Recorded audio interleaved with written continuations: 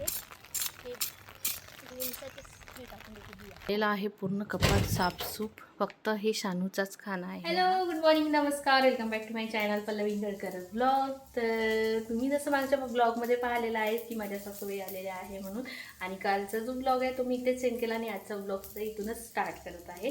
तर आता मी करत आहे ढिमसाची भाजी पोळी, वरण भात पोळ्या झालेल्या आहे. फक्त ढिमसाची भाजी व्हायची आहे. तर लाईट गेलेली आहे त्याच्यामुळे थोडंसं थांबण्यात येत आहे. पण इकडे आपला कांदा जो आहे तो भाजणं चालू आहे. आणि मसाल्याच्या ढिमसाची भाजी तर मी तुमच्यासोबत शेअर केलेलीच आहे. त्याची रेसिपी काही आता शेअर करणार नाही. शानू गेलेली आहे शाळेत, ही गेलेली आहे त्यांच्या कामावर. तर चला, नवीन असाल तर सर्वात आधी आपल्या चॅनलला सबस्क्राईब करून द्या आणि व्हिडिओ शकतो ते एन्जॉय करा. भेटते तुम्हाला थोड्याच वेळात.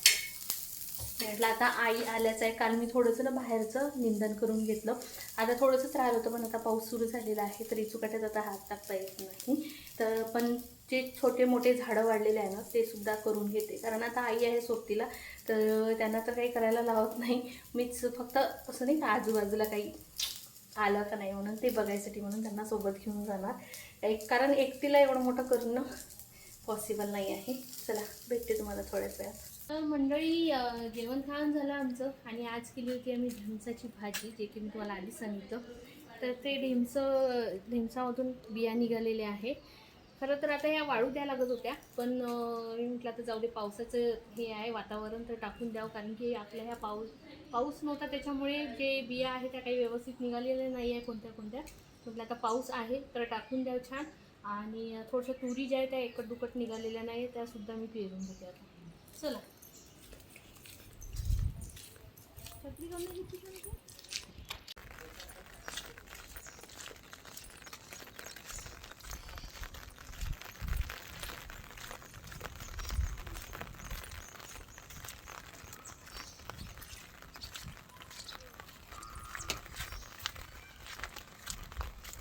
तर हे बघा मंडळी, या लाईनमध्ये टाकलेल्या तुरी इकडे टाकलेल्या आहे. काहीच निघाल्या, काहीच नाही निघाल्या.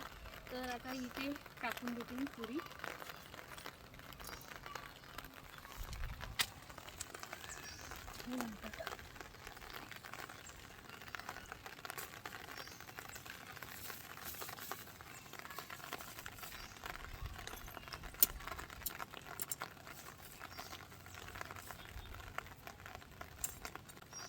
मम्मी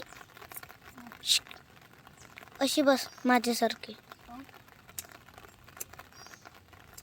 तसं नस. मेथी नाही निघाली.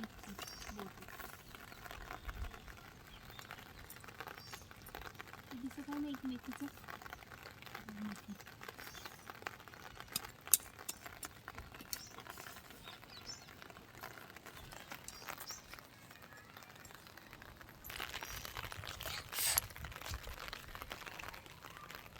आपली ही छोटी हे जी छोटे दिसत आहे रोपं, हे आहे गवाराच्या शेंगाचे, हे सुद्धा निघालेले आहे. तर इथं भेंडी लावलेली होती, पण ते पण बाहेरची विकत सगळंच लावलं होतं, तर ते काही निघालेलं नाही आहे. म्हणून आता यामध्ये हे ढोलकाचे हे टाकून देते बिया.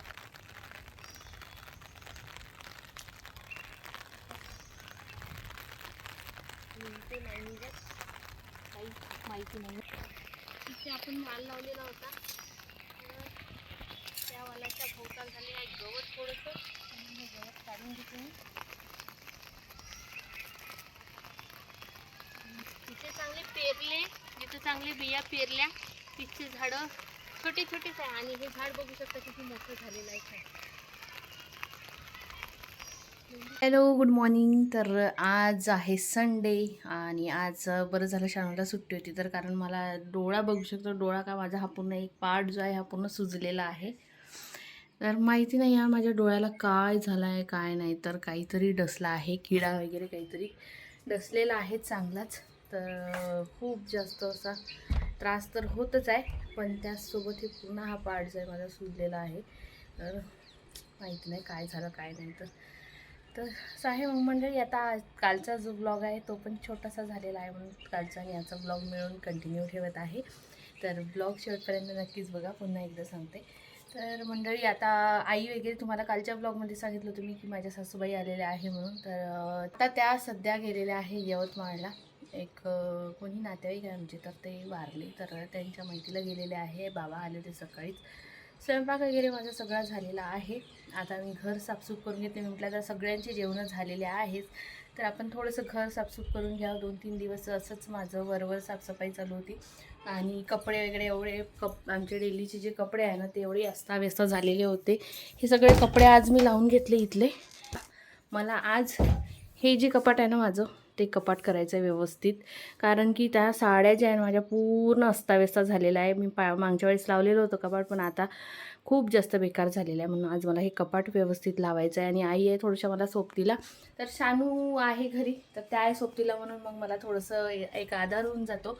नाहीतर मग शानू असली की मग शानूचंच गडबड चालू असते आणि त्या थोडंसं मग डिस्टर्ब झाल्यासारखं होते ना, म्हणून मग ती घरी असली की होते थोडासा प्रॉब्लेम. मग आज आई आहे तर करून घेते मी साफसूफ. आणि बाकी तर काही नाही, घरातली कामं चालू आहे. आता आंघोळीला गेली आहे शानू, तिची झाली तर मी पण जाते आंघोळीला. सकाळी सकाळी जाणार म्हटलं आईंना कसं बीपीच्या वगैरे गोळ्या घ्याव्या लागते, तर नाश्ता वगैरेच्या भानगडीत पडण्यापेक्षा मस्त टेंडोळ्याची भाजी आणि पोळ्या करून घेतल्या. दोघांनाही जेवण करून पाठवलं, यांनी पण जेवण करून घेतलं. माझं मी थोडासा नाश्ता वगैरे करून घेतला, पोळीचाच. चहा पराठा खाल्ला, शानूला पण तेच दिलं.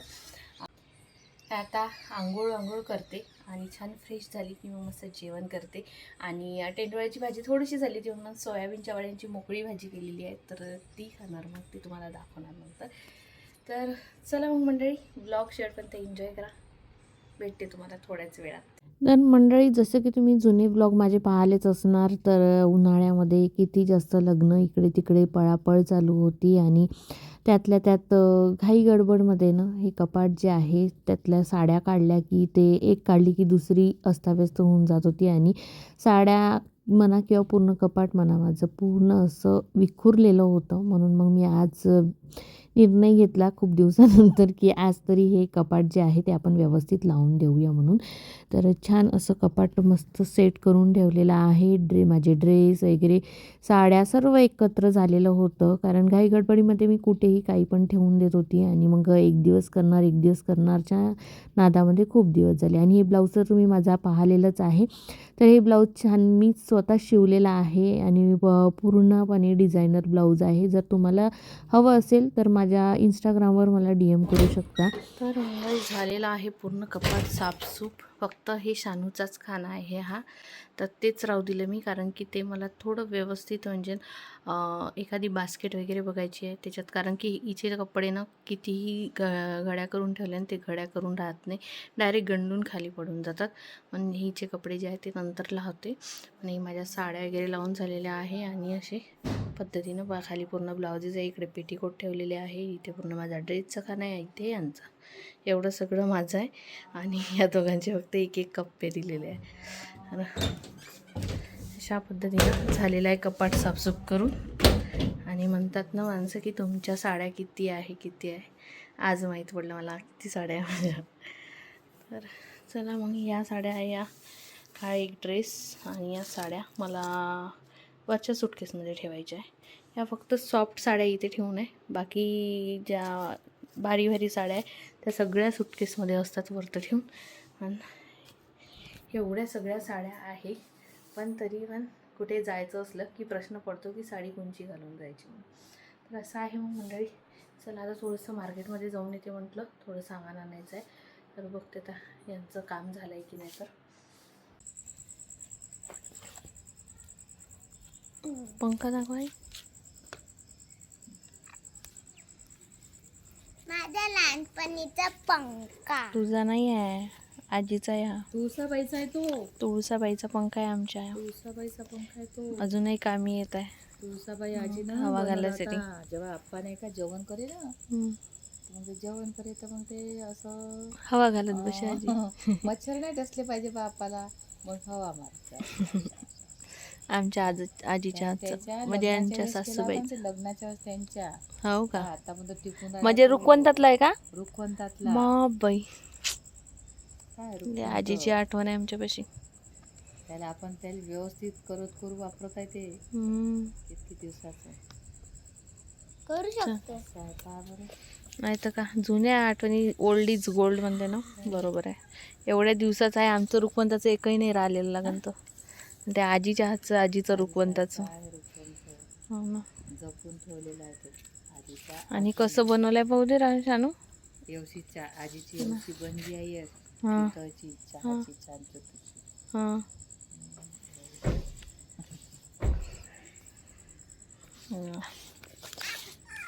याच्या काडीमध्ये फिट केलं आहे, असं घरीच बनवलेलं आहे पूर्ण. याच्या आतमध्ये ते चटई टाईप ते आहे नाही, कागद लाकडाचं ते आहे, त्याच्यावर हे कवर केलं.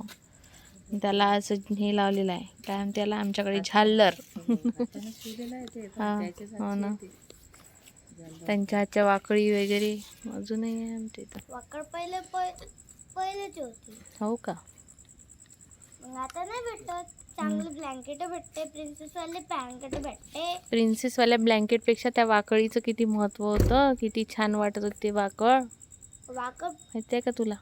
घरी ब्लँकेट तरी चांगलं नसते, पण ते वाकळ चांगली असते.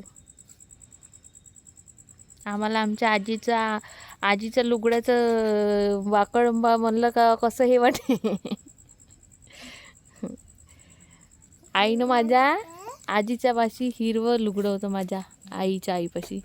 दोघा जणांसाठी दोघाला वाकळी शिवून दिलं. तर अजूनही आहे, शानूच्या पाळण्यात कामी आली ती वाकळ. एक वाकळ मला पाठवून दिली माझ्या माझी जी होती ना माझ्या नावाची, ते पाठवून दिली आईने इथं. हिरवी वाकळ.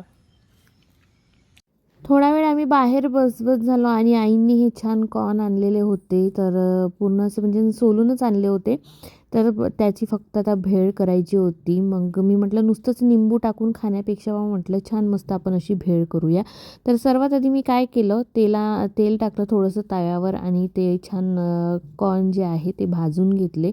पहिल्यांदाच करत आहे ही भेळ आणि पहिल्यांदाच खातसुद्धा आहे मी, तर त्याच्यामुळे मला माहिती नाही पूर्णपणे की ही कशी बनवली जाते म्हणून. फक्त मी माझ्या अंदाजी बनवत आहे. तर सर्वात आधी छान असं भाजून घेतलं याला. त्यानंतर यामध्ये मस्त असा बारीक कापलेला कांदा टाकला. त्यानंतर यामध्ये टोमॅटो टाकले आणि त्याच्यानंतर मग छान असा सांबार टाकलेला आणि चवीनुसार तिखट, मीठ, हळद पडते की नाही तर माहिती नाही, पण मी टाकून दिली, जाऊ दे म्हटलं. आणि त्यानंतर याच्यामध्ये ना चाट मसाला मला टाकायची आठवण नव्हती राहिली, पण नंतर मग मी चाट मसाला वगैरे टाकला. आणि हो, सांबार असल्याशिवाय ना मला नाही वाटत की अशा पदार्थांना चव येते म्हणून. बरं मस्त भरपूर असं सांबार म्हणजेच कोथिंबीर आणि त्यानंतर लिंबू पिळून घेतलं आणि त्याच्यानंतर हे सगळं असं व्यवस्थित मस्त असं मिक्स केलं. आणि हो, तिखट मीठ जे आहे ते कोरडं टाकत आहे ना, त्याच्यामुळे त्याची खेस नको लागायला म्हणून थोडंसं त्यावरून तेल टाकलेलं आहे.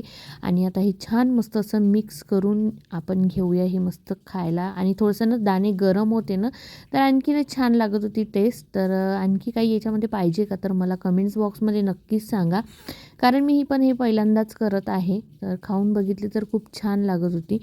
तर चला आता मी सगळ्यांना देऊन देते. सगळे म्हणजे आम्ही 4घच जण आहे. तर आईंना जेव्हा आईंनी पहिला घास खाल्ला ना, तेव्हा तर मला त्यांच्या एक्सप्रेशनवरून तर वाटलं की त्यांना काही फारसं असं आवडलं नाही म्हणून. पण नंतर म्हणत होत्या त्या की छान वाटलं बा म्हणून.